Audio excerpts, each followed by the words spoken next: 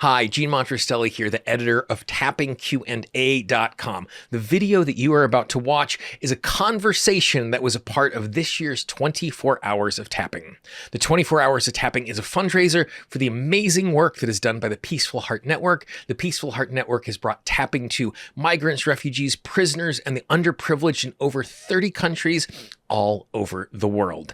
As you watch this video, if you learned something, if you were touched by it, if you were inspired by it, the easiest way to say thank you is to support the work of the Peaceful Heart Network. To do that, all you need to do is go to 24hoursoftapping.com/support.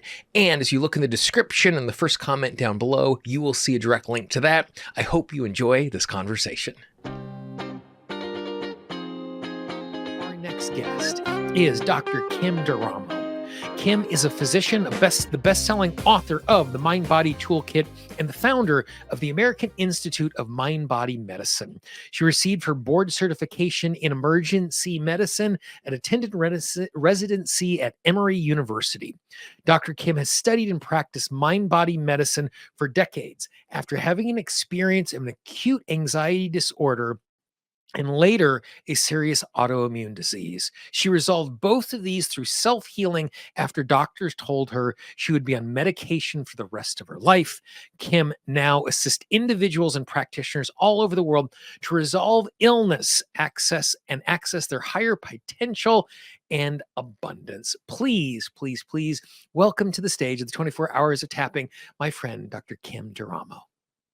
So one of the things that I always love to do when we start these conversations is I like to know why someone is interested in what is going on.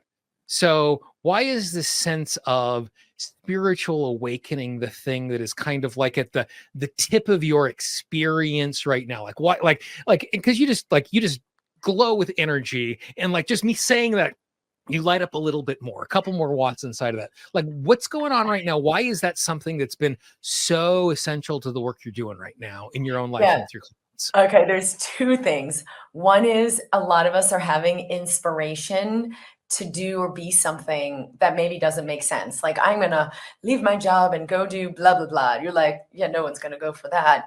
The calling inside you, it's like you're gonna skate to where the puck is going, not where it is. But you're Yeah. looking at where it is and you're like, well, this wouldn't make any sense. No one's gonna pay me for this. And you're looking at where it is, meaning where the collective is, where the structures are. And so this calling won't make any sense. But Mhm. everyone is in an acceleration and an awakening, and you're going to be inspired to be a part of where the puck is going. So even if you can't see it and it doesn't make any sense, listen to that calling. It's right. It's exactly right on for where humanity is going, what the needs are. And it might be like 20 minutes from now. It's not 20 years. And then, oh, now I finally make sense. It's accelerating, and it's going to be in your perfect timing. But for a lot of people, they're like suppressing this inner inspiration because they don't understand it, or it doesn't make sense, or it's too airy fairy. And so to start listening, it's going to guide you, but it's going to guide you in a way that ends up fitting perfectly and making tons of sense. And the other reason this is really a hot topic for me is there's a lot of things falling out. And people are like, oh no, how Mhm. is life going to work anymore? And there's a lot of fear, myself included, when we are in this acceleration because we don't get what's happening. And we're in this construct of life is happening to me. I've got to hold it together. If it's meant to be, it's up to me. But we're really being asked to surrender because all of this is happening for me.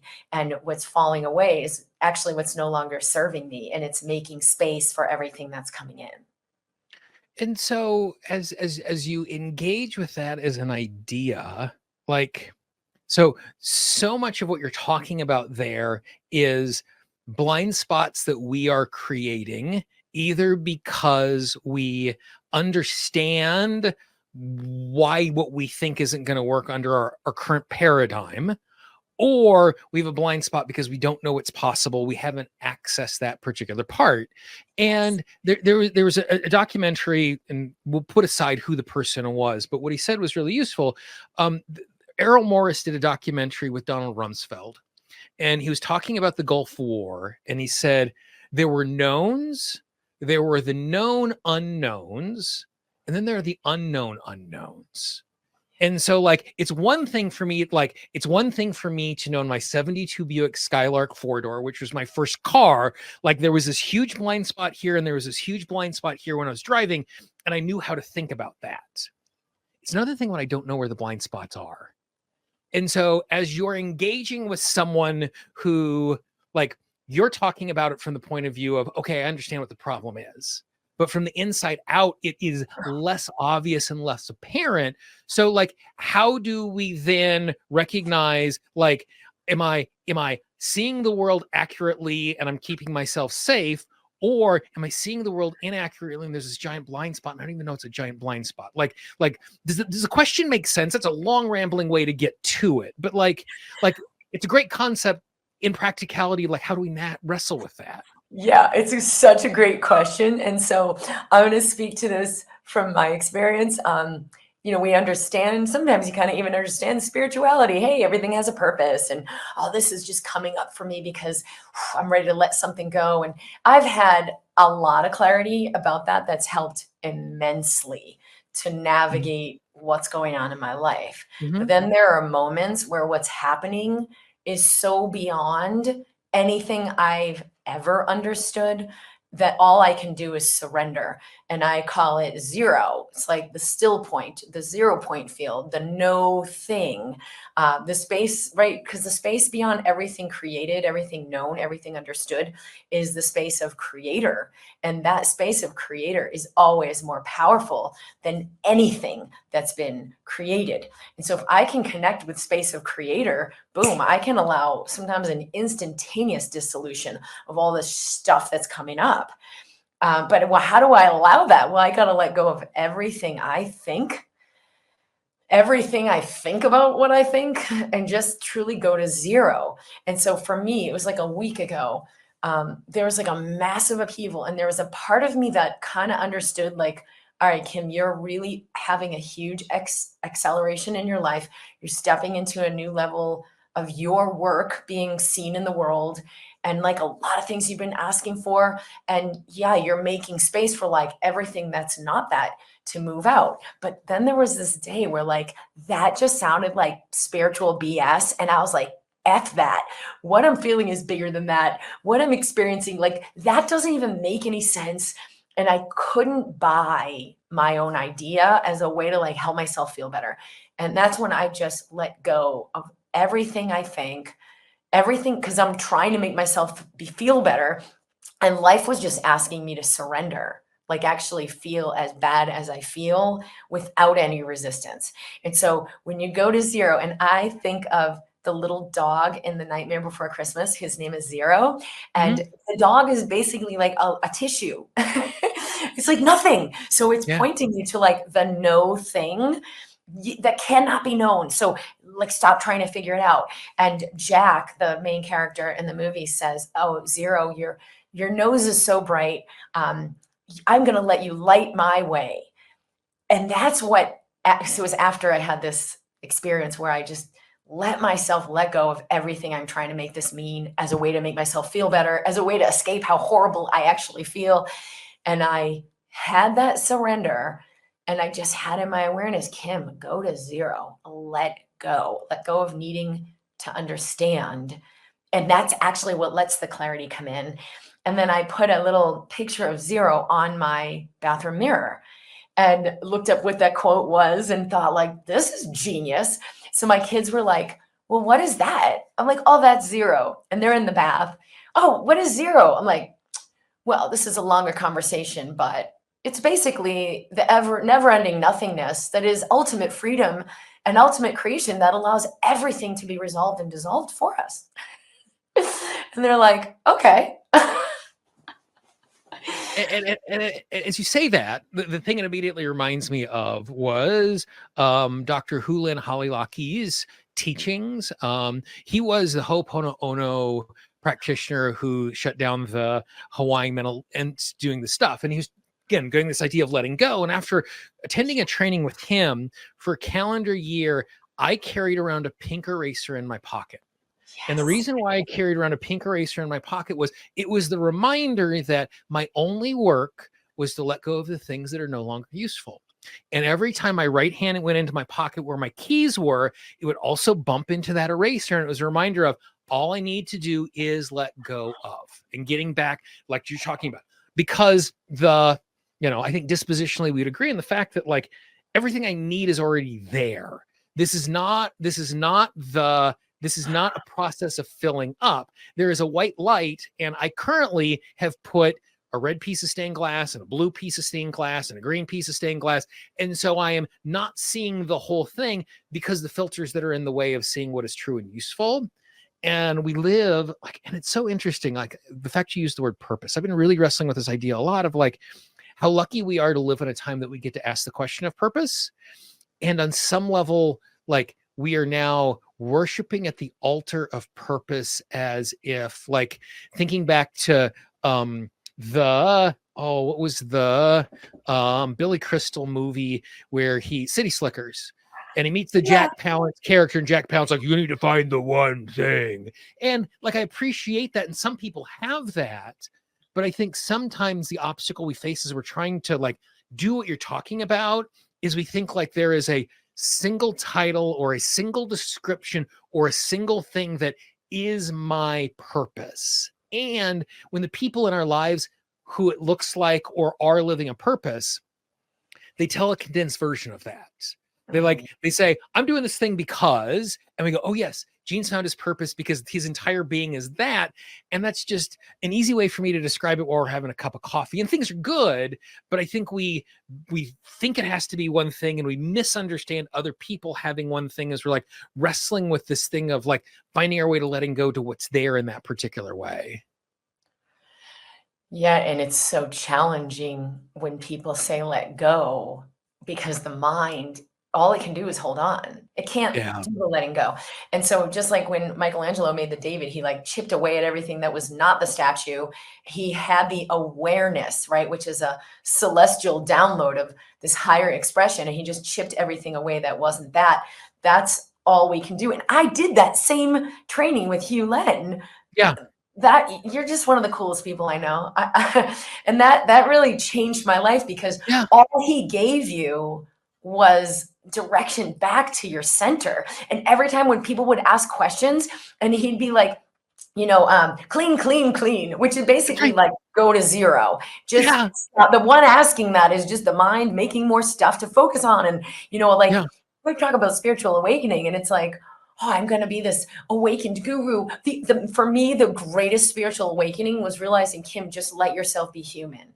I was trying so much to be, I guess, like an ascended master. I want to be in Christ consciousness. And I had this goal. And like, that's what really got in the way of everything. And what I realized was like, if you could just let go of that and let yourself be as imperfectly human and effed up as you are, that would actually be the greatest awakening. So when you clean and you clear everything that's not who you are, you're surrendered, because you're like, well, I guess who I am is going to be what's showing up. And it can't be controlled. It can't be understood. It can only be allowed. And so you just like soften your body, breathe more fully, and let what's here show up to a higher degree. And as you talk about this, giving yourself permission to be human, like is something I regularly do for myself and my clients. I love that idea. And for me, the way I think about that is I think about it in terms of, I'm not looking to do things right. I'm looking to do things useful. And this is just vocabulary that works for me. Like this is descriptive, not prescriptive. But for me, when I think of useful, there are lots of things in my life that are super, super, super imperfect that are really useful and do exactly what they need to do. And they're like, it doesn't have to be perfect to get the outcome that I want. And when I'm approaching something and I give myself permission to engage with it, like not what's the perfect way or the right way to do or be or think or that, but like, what's the useful thing in this moment? And, I was recently talking to a client, and I think it was before we started this conversation, we were talking about this. Like the advice that I gave to my client was, I just need you to just scream and yell. Stop trying to understand the process. Stop. Just like the useful thing right now is just get out. Like, don't try and do it right. Don't try to just like, and it's like, well, what if I think? And I'm like, no, stop. Like just all I need you to do is I just need you to get, and if you're going to tap while you're doing it, that's fine. But the useful thing right now is just to have verbal diarrhea of all the crap that you're carrying inside of your head right now. And that's the useful thing.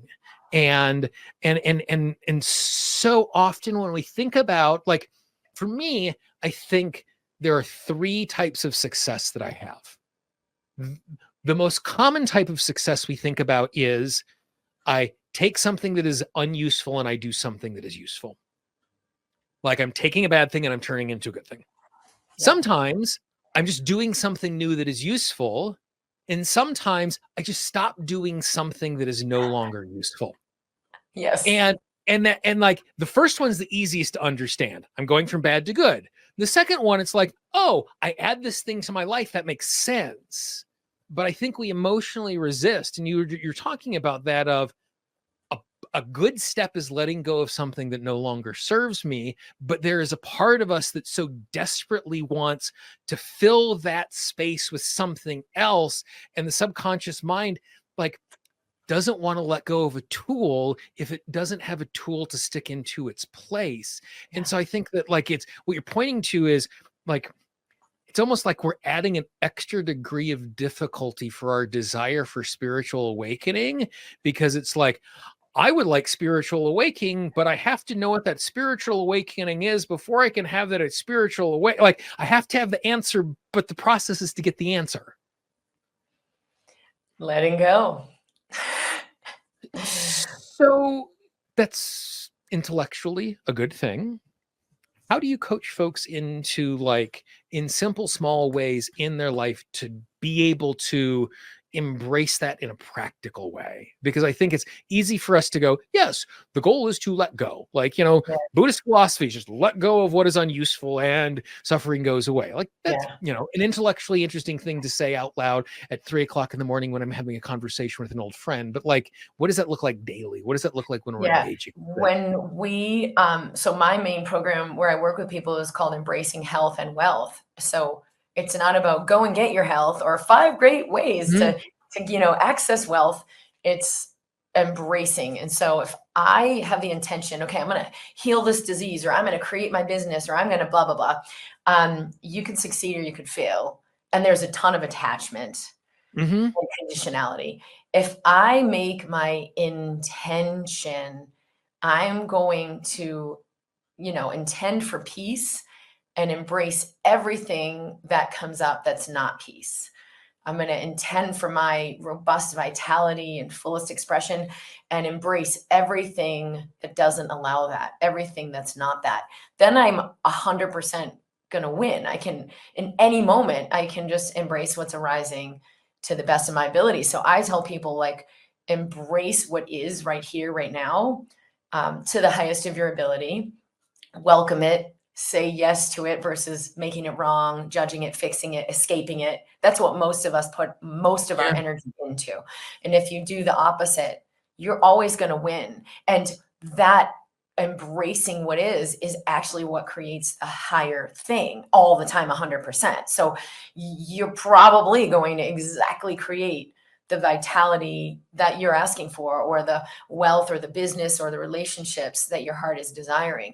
But if you intend, I gotta get this relationship, this is what I want, and like affirming over and over, you could succeed, you could fail, and you're just going to get stuck with attachment. So embrace everything that's not, because what you embrace dissolve, what you resist persists. So it's like you can't really lose at that. And as you say that, I think of the great hypnotist Milton Erickson, who would say, all transformation starts by stating what is. Yeah. And when I heard that from him, the thing that did for me is it allowed me to let go of the value judgment of the context that I'm currently in and what my experience is. Yeah. You know, you're talking about this idea of embracing what is there, and like sometimes, like intellectually, I can get totally on board. And, over the last couple of weeks when things have been crappy, embracing what is, boy, that feels like it's a step too far for me. And so for the step back for me is transformation starts by stating what is. So even if I'm not embracing it, like by simply giving myself permission to state what Yes, is, that's gets me it. one That's step embracing closer it. that I can now start to kind of put my arms around it in a different way, and Yes. giving myself permission to creep up on it even slower. Yes, yeah, exactly. You always say so many genius nuggets I write down when we do these. And I call it the 2%. Like, okay, I'm not embracing this. Part of me is like, no effing way. But can I 2% just welcome that I won't embrace it? Can I just Yeah. welcome that I hate it? I'm judging it. I'm fighting it. Can I 2% welcome that that's what I'm doing? Because I'm not going to be able to control myself and say, stop resisting, stop resisting. I'm not going to be able to, I got to embrace this, like power my way through it. I can only like 2% soften around whatever's coming up. And people will say, okay, so should I tap on my fear? Should I tap Yeah. on that anger? No, tap on what's here. Don't tap on your fear, tap on what's here. And you don't know what's here until you are more present, until you have more of a soft body, more of a receptivity. And most people use tapping to make something change, make something go away, make something better. Yeah. And that's all resistance. And 100% of the time when people aren't getting results, like that's pretty much what they're doing. Attachment, resistance, trying to make it change, as opposed to, I tell people, use tapping to nurture yourself in the moment so that you can be with whatever is here to a higher degree, 2% more willing to be exactly here. And the phrase that I love using to do what you're talking about to kind of soften that is, I'm open to the possibility that, like I'm open to the possibility that I might be able to embrace what is going on. I'm open to the possibility that 2% better will make a difference. I'm open to the possibility that, because like then I'm not wrestling with my subconscious mind and trying to bring it along. I'm just saying, hey, you are where you are. I'm open to the possibility that something different might happen in this particular moment. And like that soft, like when I use a phrase like that, I can feel that whole softening into it, because like, and I don't know where this came from, but the very first time I was ever interviewed on someone else's thing 16 years ago, the title we came up with was Making Your Issues Your Allies, because the emotional resistance is trying to keep us safe in that particular way. And the moment I recognize the fact that I'm not wrestling with this subconscious mind that's trying to act in a particular way, I'm trying to get this hyper effective employee that is using a lot of kind-hearted incompetence in its way to try and keep me safe and get it to act in a different way, all of a sudden it stopped being a wrestling match. All of a sudden it stopped being I'm trying to control my emotions and my will. It's like, let's find out why it's acting that way. And I'm open to the possibility that something is different. And it, like, for me, it softens it. So I'm able to do what you're talking about, where it's not this, I'm trying to get this thing out of me when I'm tapping, but engaging it at a different level and in a different way. This comes up a lot with like health. I'm sure it comes up with all kinds of problems, but especially health, where they're like, well, yeah, I can't stop fighting because it will kill me. So they'll go into this belief that like, yeah, that's all well and good, and I'll surrender once I make sure blah, blah, blah, blah, blah. So they got to like handle something first in resistance because they think this threat is too bigger than my ability to resolve it. And so that misunderstanding is a massive, massive reason people just continue to get worse and worse and worse physically, because you got to realize. And so as an emergency medicine doctor, I can share, even in the true life or death circumstances, the true emergencies, being in my presence, surrendered, 2% softer, accessing wisdom was the game changer that determined whether it was like a crazy chaos of running this code and who's doing what, or it was like, boom, exactly the right thing happening. Exactly 2 minutes went by and someone's like, do you want that next medication? Or here's your endotracheal tube. And it was exactly the size I would have wanted. And everything would flow in a cohesive harmony of the team. Like it was not me. I'm like, I couldn't have orchestrated this, but I'm in a presence that allowed it to flow. And so even in a true emergency, being in that flow state 2% more, I'm feeling my fear, but I welcome what's here, allowed a different environment, a different energy field, and a whole different outcome. And it's interesting, you're like talking about, like, there's a part of us that's afraid to let some of those things go. And one of the two phrases I've been playing around a lot with my clients is, it's not safe for me to let go of this belief because I'm not allowed to let go of this belief because.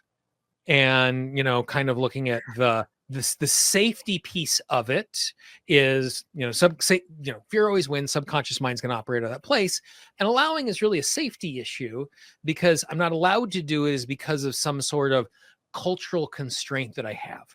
Family, culture, ethnicity, gender, age, whatever that is, which is a safety issue. Because if I violate if I violate a cultural norm, then I'm going to be pushed outside of the tribe. Yeah. So it's ultimately a survival issue, cultural survival issue. Yeah. And so, like, just trying to figure out, like, for me, like, why is my subconscious mind so desperately holding on to this thing? So I asked the question, what is unsafe about letting it go? What is not allowed about letting it go? Which gives me a new way to kind of lean into it. And it goes, oh, right, this is the story that I'm carrying. Oh, right, this is the thing that was useful in the past that is no longer useful now, that allows me to engage with that. So many things I've experienced. How I've experienced that is true. The avoidance patterns. Yeah. So as you are, like, when you are walking with your clients, navigating this sort of stuff, what are the most common, like, in this process, pitfalls and bear traps and oh so human things that we get caught up in? Like our experience is unique. Each human's experience is unique, but, like, we're so, like, the way we function is so similar. So I always like hearing, like, what are the patterns of struggle that your clients have when they're doing something like this? Because if I know, what's ahead, it makes it easier for me to avoid that. Yeah. I would say one of them is, the current mind they're in doesn't understand how, like, if I just let go worrying about my job, how am I going to have a new situation? If I just let go of trying to control my health, how it's going to all of a sudden heal itself. And so they think they are the ones who are going to do it. Like, I'm going to reach into the infinite etheric field and, like, create the linearity of, like, 1 + 1 is 2, and now I have a new job.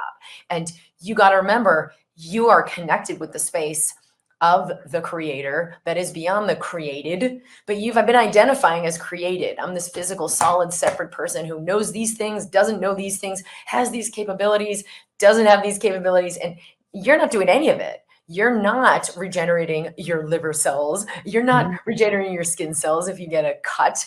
You're not doing any of it.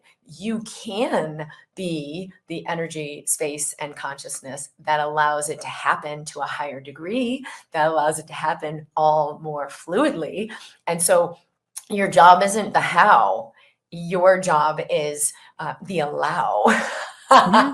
Your job isn't the how, your job is to allow. And so that's a huge letting go that is very scary for the mind. But if you remember, okay, somewhere, somehow there's power in it. Okay, I'll 2% let go. Because quantum shift creates significant in the physical. So you just, that 2% in the quantum, you could have adjusted your entirety of what's happening on the movie screen of your life.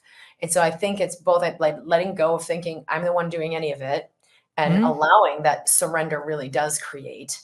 And then remembering that 2% of this, just being a little softer with yourself, is going to allow an exponential effect where now you see the next step. If the phone rings, you're going to pick it up, not because you know how, just things are going to happen automatically. And so that level of surrender and trust, all right, if I 2% soften, you're telling me something's going to happen, and get into the energy of, like, what if that were true? What if I surrendered and there was guidance, and things did line up for me in a way that was, oh God, I never even thought of that, but now it's obvious. And then the clarity comes in as a result. So don't let the clarity necessitate that the clarity comes first and then I'll let go. Remember, let go and the clarity will come. And like part of what you're getting, the heart of what you're getting to there is the fact that like the duality of the sense that there is a part of us that is eternal and there is a part of us that is in a physical moment in time, and like trying to like wrap our head around those two contradictory concepts. Like intellectually they're contradictory, except for the fact that that feels like our lived experience. Like both of those things exist simultaneously. Yeah, the contradiction comes from thinking, oh, there's a part of me that's infinite and there's a part of me that's finite. The truth is, there's the entirety of me that's infinite, creating it as if I'm finite, allowing it to set itself up as if I'm powerless, separate, physical, don't have options. Ha ha ha. Isn't this a funny game? Wow. It was so real. It was so full on. I was totally scared. I mean, how many people pay tons of money to go have an experience where like, oh my God, I was so scared. That was awesome. Like, I don't know, amusement ride or a horror movie or I don't know what, but there's a part of us that came to have an extraordinary experience. And so if we can just like surrender and play along from the part of us that knows it's actually all okay, we could enjoy this whole thing. And on some like it was, I'm sure, significantly more profound when I was 17 than today. But like when I was introduced to this concept that it's not that I have a body that has a spirit in it. I have a spirit that is currently inside of a body. And like rearranging the primacy of those two things, because like it's so easy for me to think through my physical experience as the thing that is the leading edge, and it's not. It's the thing that is playing out the thing that is the leading edge inside of all of that. Yeah, and the more you try to get your mind around that, you're just now on like a never-ending, I don't know, like philosophical conversation, and aren't I smart? And like what you've done, what I've aspired to do is just get more in the body and actually have an experience. I had a friend, and she and I help each other work through things when things are intense. And she's like, well, what's coming up? And I was like describing it. She goes, no. Go into it. Just drop into it and feel it. And the more I dropped in, it was so excruciating that I would come out and be like, it's just so intense. It's just tight. It's just this. She's like, stop describing it. And then it was like surrendering to the fiery pit of hell and dropping into this experience. But it wasn't bad. It was just intense. And it was like, so all I could do was just scream. But the scream came from this like deep, deep place in me. And she was holding space listening. And it was just like letting her see directly what I was experiencing through my expression, as opposed to I'm kind of thinking about what I'm feeling, and then I'm finding the words, and then I'm sharing those words, and then maybe you can understand. And then, I don't know, I'll feel some sense of being assisted here. It was like, no, this was like a direct experience. So I just dropped into it, and all I could do was just cry like, ah, and it was actually a beautiful experience, and it moved. Maybe it was 10 seconds, but it was like, it would have been days of like trying to therapize this thing. Well, I think like for those of us who are tappers, in some way, we're almost handicapping ourselves to do exactly what you're doing. Because most of us, when we were taught how to tap, we were taught be as specific as possible. And the way we articulate specific is the words that we are saying describe what is going on, because we're saying these phrases when what's going on. And like, you know, like I don't use a SUD scale a great deal, but if someone's crying, I don't go 0 to 10. How sad are you right now? Because I don't need something to tune into it. Like you're fully embodied in that particular thing. And I think because of us as tappers, we're so conditioned to say these phrases, it's doing the exact opposite of what you're saying. And to the point that like my day starts with 10 minutes of wordless tapping.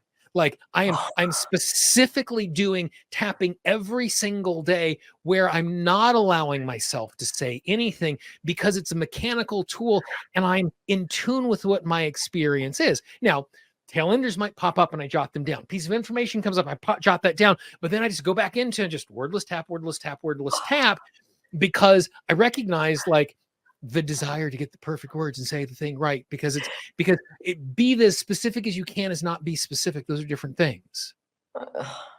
When you first, I think what you said was wordless, but when you first said it, I heard worthless.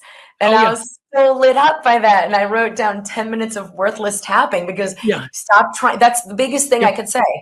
For me, tapping with people is so different because what people are being taught is like tap to escape this experience, tap to make it go away, tap to heal it, resolve it. And what we do here is like, worthless tapping. I'm just going to tap for the sake of nurturing my system. I'm just going to tap to be with what is here more fully, not to make it go away. But guess what? When you're willing to be with what is here more fully, it dissolves. When you bring presence to the now, it dissolves. What is not true falls away. What is true is strengthened.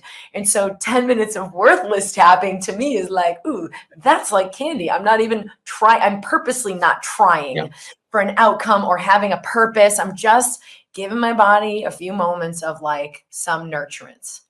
Yeah. And I've never, like, so I said wordless, not worthless, but I love the way that you're doing. Like that is going to reframe the way I talk about that as well. I love the way that like when someone else describes back what we said to us, we learn things about what is going on inside of that. So if you could, to wrap up what we're doing here, would you be willing to lead us in some tapping that allows us to soften into the disposition that you are talking about here? Because like intellectually I can embrace that, but all of the reasons why you've talked about we resist that as those scary things, and like creating some space for that. Is that a reasonable request for us to tap on? Yeah. And I think, like you said before, when you tap on the truth, like all you got to do is tap on the truth. People will say, well, this is a negative. I should be in the positive. It's the truth that sets you free. And so, I'll just start stating the truth. Like it might take a minute to warm up into it, but I think this is going to be very powerful. Okay. So, I'm going to start with, even though I don't know where I'm going or why this is happening. Even though I don't know where I'm going or why this is happening. I choose to set myself free. I choose to set myself free. Even though I don't understand why this is happening. Even though I don't understand why this is happening. Or what is going on. Or what is going on. I choose to allow what is. I choose to allow what is. Even 2% more. Even 2% more. Even though part of me resists all of this. Even though there's a part of me that resists all of this. I don't want to deal with this. I don't want to deal with this. I wonder what else is possible. I wonder what else is possible. Okay, inner eye, everything that feels like a mess. Everything that feels like a mess. Outer eye, this shouldn't be happening. This shouldn't be happening. Under the eye, how can I not resist this? How can I not resist this? Under the nose, life is not on my side. Life is not on my side. On the chin, and everything else I think. And everything else I think. Under the collarbone, about what's happening. About how I'm feeling. How I'm feeling. And what I'm experiencing. And what I'm experiencing. Under the arm that I'm not okay with. I'm not okay with. And I'm gonna fight it. And I'm gonna fight it. Top of the head. How could I do otherwise? How could I do otherwise? Inner eye. It just doesn't make sense what's happening. This doesn't make sense what's happening. Outer eye. And I don't know how to resolve this. And I don't know how to resolve this. Under the eye. What if this is happening for me? What if this is happening for me? Under the nose. In a way I don't understand. in a way I don't understand. On the chin. Would I surrender to that? Would I surrender to that? Under the collarbone. How do I surrender to that? How do I surrender to that? Under the arm. All the ways I don't know. All the ways I don't know. Top of the head. And think I have to. And think I have to. Inner eye. I've been the one who's the doer. I've been the one who's the doer. Outer eye. What if that is what's ending? What if that is what is ending? Under the eye. What would it be like to allow?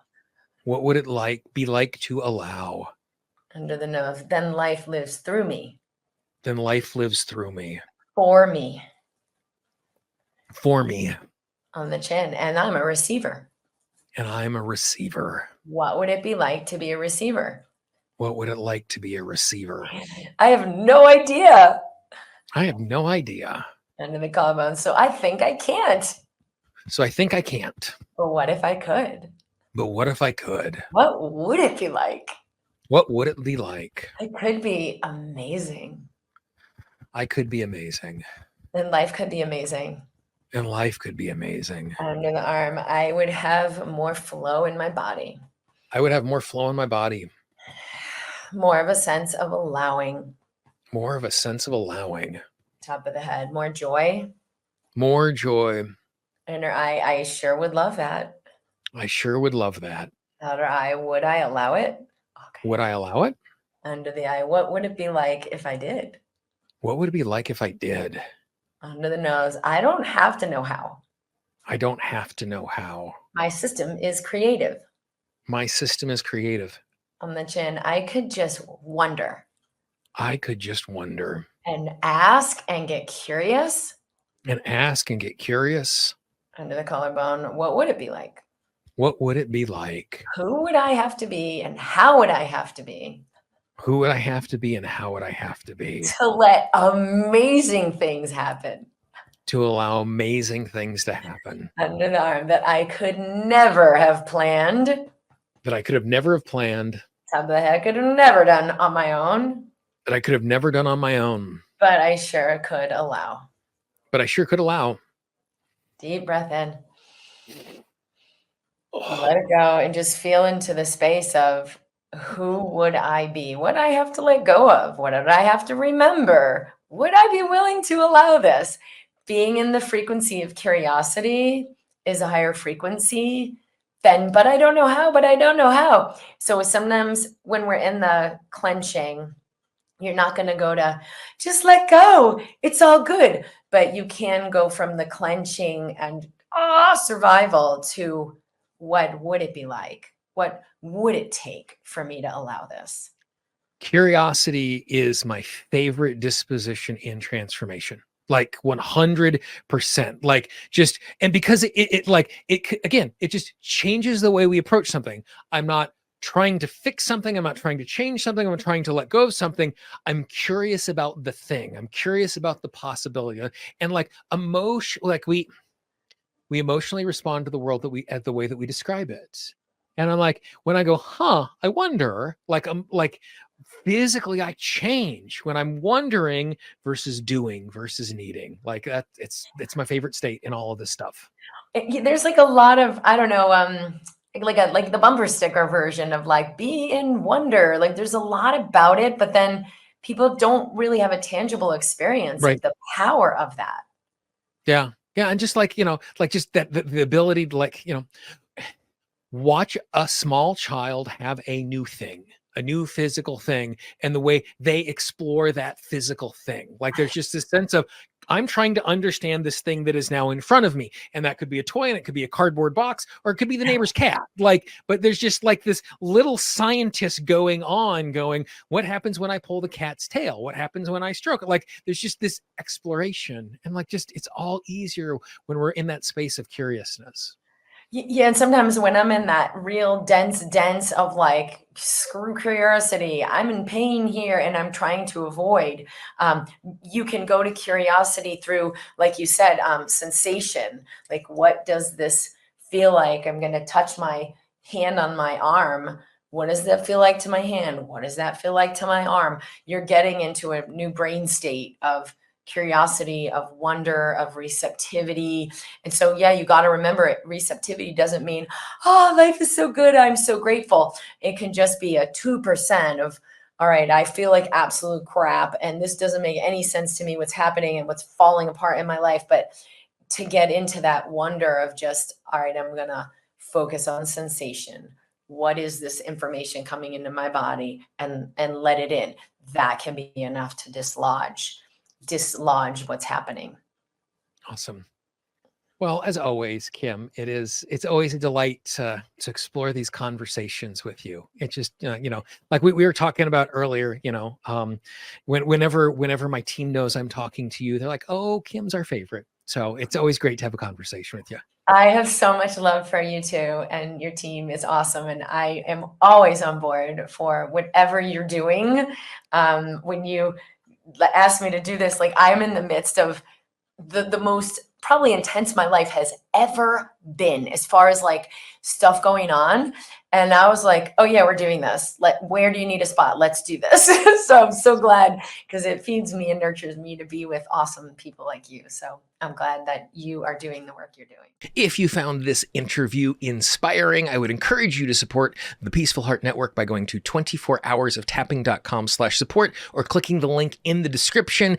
And you will see on the screen right now a playlist to all of the interviews from this year's and last year's 24 Hours of Tapping. I hope you enjoyed those as well.